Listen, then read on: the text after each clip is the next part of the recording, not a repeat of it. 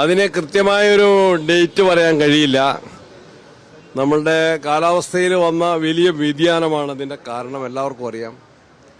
കഴിഞ്ഞ വർഷം നമുക്ക് ആവശ്യമായിരുന്നത് 3500 മുതൽ 3600 വരെ മെഗാവാട്ട് വൈദ്യുതി ആയിരുന്നെങ്കിൽ ഇപ്രാവശ്യം അത് 1000-ലധികം മെഗാവാട്ട്, 4600 മുതൽ 4800 വരെ മെഗാവാട്ടായിട്ട് വൈദ്യുതിയുടെ ഉപയോഗത്തിൽ വർധന വന്നിട്ടുണ്ട്. ഇലക്ട്രിക് വെഹിക്കിൾസ്, പുതിയ എയർ കണ്ടീഷനുകൾ, പുതിയ സ്ഥാപനങ്ങൾ, പുതിയ വീടുകൾ, അതുപോലെ പുതിയ ഉപകരണങ്ങളെല്ലാം വന്നതുകൊണ്ട് വൈദ്യുതിയുടെ ഉപയോഗത്തിൽ ഗണ്യമായ 1000 മെഗാവാട്ടിന്റെ വർധനവ് വന്നു. എന്നാൽ ഉൽപാദനം കഴിഞ്ഞ വർഷം 45 ദശലക്ഷം യൂണിറ്റ് ആയിരുന്നെങ്കിൽ ഇപ്രാവശ്യം 17-18 ദശലക്ഷം യൂണിറ്റ് ആയിട്ട് അത് കുറഞ്ഞിട്ടുണ്ട്. കാരണം വെള്ളത്തിന്റെ ലഭ്യത വല്ലാതെ കുറഞ്ഞു.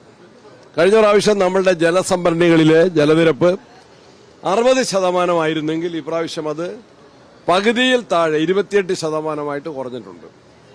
അതുകൊണ്ട് ഉൽപാദനത്തിലെ വലിയ കുറവ്, ഉപഭോഗത്തിലെ വലിയ വർധനവ്, ഇതാണ് പ്രതിസന്ധിയുടെ കാരണം. അത് പരിഹരിക്കാൻ വേണ്ടി നമ്മൾ കഴിഞ്ഞ UDF-ന്റെ ഗവൺമെന്റ് ദീർഘകാല പദ്ധതിക്ക് രൂപം നൽകി. ആര്യാടൻ മുഹമ്മദ് മന്ത്രിയായിരുന്നപ്പോൾ ഉണ്ടാക്കിയ കരാറുണ്ടായിരുന്നു. ആ കരാറ് പിന്നീട് റദ്ദാക്കപ്പെട്ടു. അത് പുനഃസ്ഥാപിക്കാനുള്ള നിയമപരമായ നടപടികളുമായിട്ട് നമ്മൾ മുന്നോട്ട് പോവുകയാണ്. പിന്നത്തെ ഒരു കാര്യം, നമ്മളുടെ ഏപ്രിൽ മാർച്ച് മാസങ്ങളിൽ നല്ല വേനലുണ്ടായ സമയത്ത് നമ്മൾ ജൂൺ പകുതിക്ക് ശേഷം മഴ കിട്ടുമെന്ന പ്രതീക്ഷയിൽ മറ്റ് സംസ്ഥാനങ്ങളിൽ നിന്ന് വൈദ്യുതി കടം വാങ്ങിയിരുന്നു.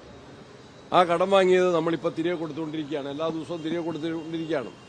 അതുകൊണ്ടാണ് ഈ പ്രയാസങ്ങൾ, ഈ കാരണങ്ങളെല്ലാം കൂട്ടിയാണ് ഈ പ്രയാസങ്ങൾ ഉണ്ടായിട്ടുള്ളത്. അത് പരിഹരിക്കാൻ വേണ്ടി ദീർഘകാല കരാറിന്റെ ആസൂത്രണം നടപ്പിലാക്കുന്നു. അതുപോലെ ഹ്രസ്വകാല കരാർ കൂടുതൽ വില നൽകി വൈദ്യുതി വാങ്ങുന്നതിനുള്ള അനുമതിക്കായിട്ടും വൈദ്യുതി ബോർഡ് കമ്മീഷനെ സമീപിച്ചിട്ടുണ്ട്. അങ്ങനെയുള്ള നടപടികൾ സ്വീകരിച്ച് എത്രയും കുറഞ്ഞ പ്രശ്നങ്ങൾ ജനങ്ങൾക്ക് എത്രയും കുറഞ്ഞ പ്രശ്നങ്ങളോടെ വൈദ്യുതി വിതരണം നടത്തുന്നതിന് വേണ്ടിയാണ് പരിശ്രമിക്കുന്നത്. അതുപോലെ തന്നെ ഒരു അഭ്യർത്ഥനയും ഞാൻ ഇതിനോടകം നടത്തിയിട്ടുണ്ട്. അതൊന്നുകൂടി മാധ്യമങ്ങൾ വഴി ആവർത്തിക്കുകയാണ്. രാത്രികാലങ്ങളിലെ ഉപയോഗം കഴിയുന്നത്ര കുറയ്ക്കുക. അത്യാവശ്യങ്ങൾക്കെല്ലാം വൈദ്യുതി വേണം, എന്നാൽ അനാവശ്യമായ നമ്മളുടെ അലങ്കാര ലൈറ്റുകൾ ഒഴിവാക്കുക. ഇന്നലെ ഒരു കേന്ദ്ര സംഘം തലസ്ഥാനത്ത് വന്നിരുന്നു. അത് പരിസ്ഥിതിയുമായി ബന്ധപ്പെട്ട കാര്യങ്ങൾ ചർച്ച ചെയ്യുന്നതിനാണ്. പക്ഷെ അവർ സംസ്ഥാന മധ്യേ പറഞ്ഞ ഒരു കാര്യം, കേന്ദ്ര ഗവൺമെന്റ് ഇപ്പോൾ സംസ്ഥാനങ്ങൾക്കെല്ലാം നിർദ്ദേശം നൽകിയിട്ടുണ്ട്. ഈ പ്രതിസന്ധി എല്ലാ സംസ്ഥാനങ്ങളും നേരിടുന്നതാണ്. അത് പരിഹരിക്കുന്നതിനെക്കുറിച്ച് സംസ്ഥാനങ്ങൾക്ക് നിർദ്ദേശം നൽകിക്കൊണ്ടിരിക്കുന്നു. അതിന്റെ ഭാഗമായിട്ടും അല്ലാതെയും ഗവൺമെന്റ് പറഞ്ഞിരിക്കുന്നത്, നമ്മൾ എയർ കണ്ടീഷൻ ഇടുമ്പോൾ അത് 27 ഡിഗ്രി സെൽഷ്യസിൽ താഴരുത് എന്ന് പറഞ്ഞിരിക്കുകയാണ്. ഞാൻ ഇന്നലെ അഭ്യർത്ഥിച്ചു 25 ഡിഗ്രി ആയിട്ടെങ്കിലും നമ്മുടെ AC ഫിറ്റ് ചെയ്യണം. 2 ഇസ്തിരിപ്പെട്ടി ഉൾപ്പെടെയുള്ളത് രാത്രി കാലങ്ങളിൽ ഉപയോഗം കുറയ്ക്കണം.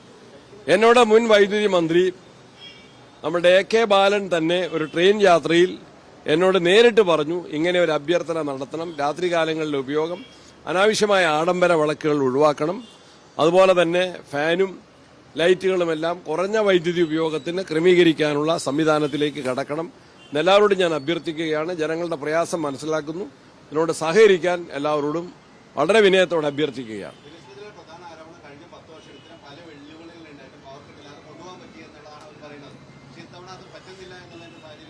അപ്പൊ AK ബാലൻ എന്നോട് ഉപദേശിച്ചത് തന്നെ കഴിഞ്ഞ പ്രാവശ്യം ഈ പ്രശ്നം ഉണ്ടായിരുന്നുള്ളതിന്റെ പശ്ചാത്തലത്തിലല്ലേ.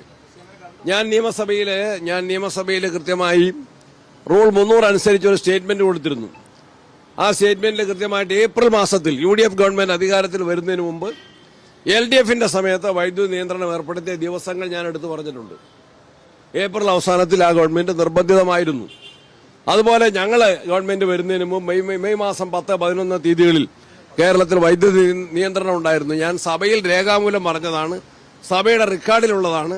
അന്നത്തെ മുഖ്യമന്ത്രി, ഇന്നത്തെ പ്രതിപക്ഷ നേതാവും ഉൾപ്പെടെയുള്ള ആളുകൾ കേട്ടതാണ്. അവരാരും അതിന് മറുപടി പറഞ്ഞിട്ടില്ല. ഏപ്രിൽ മാസത്തിലും മെയ് മാസത്തിന്റെ ആദ്യ പകുതിയിലും വൈദ്യുതി നിയന്ത്രണം ഉണ്ടായിരുന്നു. ഇന്നിപ്പോൾ പ്രത്യേക സാഹചര്യമാണ്. ഇത് ആരും പുതുതായിട്ടുണ്ടാക്കിയതല്ല. ആര്യാടൻ ഉണ്ടാക്കിയ എഗ്രിമെന്റ് നടപ്പിലാക്കിയിരുന്നെങ്കിൽ ഈ പ്രതിസന്ധി ഇത്ര രൂക്ഷമാകുമായിരുന്നില്ല. രാഷ്ട്രീയം പറയുകയാണെങ്കിൽ അതാണ് എന്റെ മറുപടി. അത് നമുക്ക് കൂടുതലായിട്ടുള്ള പ്രയാസം വരുന്നതുകൊണ്ടാണ് കൂടുതലായിട്ടുള്ള നിയന്ത്രണങ്ങൾ വരേണ്ടി വരുന്നത്. അതൊരു പ്രധാനപ്പെട്ട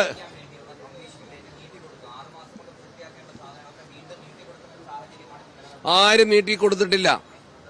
പ്രധാനപ്പെട്ട ഒരു ചോദ്യമാണ്. കേരളത്തിൽ സോളാർ പവർ ഉണ്ട്, പക്ഷേ അത് രാത്രി കാലങ്ങളിൽ ഉപയോഗിക്കാൻ, അത് പ്രിസർവ് ചെയ്യാൻ നമുക്ക് ബാറ്ററി സ്റ്റോറേജ് സംവിധാനമില്ല. പകൽ സമയത്താണ്. പകൽ സമയത്ത് നമുക്കൊരു യൂണിറ്റ് വൈദ്യുതിക്ക് ഒരു പൈസയ്ക്ക് കിട്ടും. നിങ്ങൾ മനസ്സിലാക്കണം, ഒരു പൈസയാണ് ഒരു യൂണിറ്റിനെങ്കിൽ രാത്രി 10 രൂപ കൊടുത്താൽ അത് കിട്ടില്ല. പകൽ സമയത്ത് ഒരു പൈസയ്ക്ക് കിട്ടുന്ന ഒരു യൂണിറ്റ് വൈദ്യുതി രാത്രി 10 രൂപ കൊടുത്താൽ കിട്ടില്ല.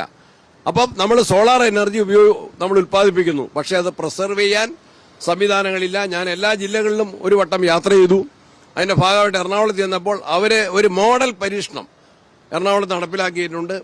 അത് വേറൊരു കമ്പനി അവിടെ കൊടുത്തയച്ചതാണ്. ആ മോഡൽ വിജയകരമാണെന്ന് മനസ്സിലാക്കുന്നു. ബാറ്ററി സ്റ്റോറേജ് പദ്ധതി വേഗത്തിലാക്കാൻ കാസർഗോഡ് മയിലാട്ടിയിൽ സമയബന്ധിതമായി തീർക്കാൻ നിർദ്ദേശിച്ചിട്ടുണ്ട്. ഞാൻ മയിലാട്ടിയും ശ്രീകണ്ഠപുരവും 20-ാം തീയതി അടുത്ത തിങ്കളാഴ്ച സന്ദർശിച്ച് അതിന്റെ പ്രവർത്തന പുരോഗതി വിലയിരുത്തും. സമയബന്ധിതമായിട്ട് തീർക്കാനുള്ള നടപടികൾ സ്വീകരിക്കും. എറണാകുളം ജില്ലയിലാണ്. ബസ് ഏർപ്പെടുത്തി എറണാകുളം ജില്ലയിലാണ്.